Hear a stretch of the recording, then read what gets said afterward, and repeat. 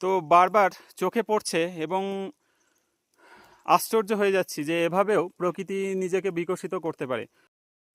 নমস্কার বন্ধুরা, ecological succession বা বাস্তুতান্ত্রিক পর্যায়ক্রম দেখতে গেলে যে সবসময় কোনো প্রস্তর গাত্রের দিকে নজর দিতে হবে বা কোনো বুঝে আসা পুকুরে অবজারভেশন নিতে হবে এটা নয়। এই মুহূর্তে আমরা বার্সা রডোডেন্ড্রন স্যাংচুয়ারির মধ্যে রয়েছি এবং এখানে দেখুন এই আমার সামনে যে গাছটি রয়েছে, কি গাছ বলা মুশকিল কারণ পাতা নেই একদমই। তো গাছটির দেখুন ওপরের অংশটা ফুল ব্রায়োফাইট বা মশের আবরণে ঢেকে রয়েছে।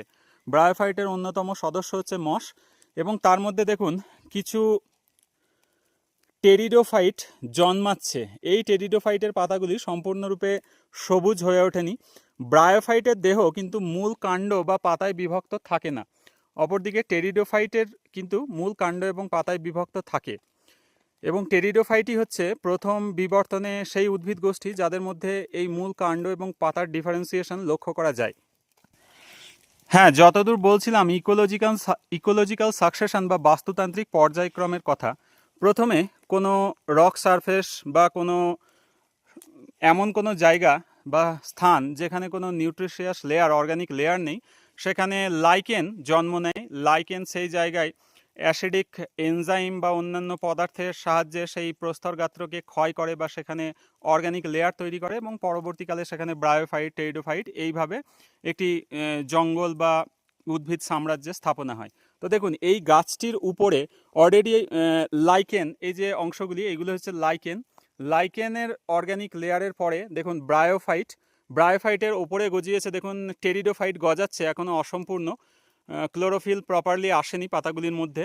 এবার দেখুন পাশে একটি স্ট্রবেরির গাছ, হোয়াইট স্ট্রবেরির গাছ উঠে আসছে এই বৃক্ষজাতীয় গাছটির উপরে, যারা ধাবক বা রানার বিস্তারের মাধ্যমে উঠে আসছে। এই যে ইন্টারনোডাল স্পেস, এই যে পর্ব দেখুন, এইটি একটি পর্ব, এইটি একটি পর্ব, আর পাশে রয়েছে আরেকটি পর্ব, এটা হচ্ছে পর্ব মধ্য।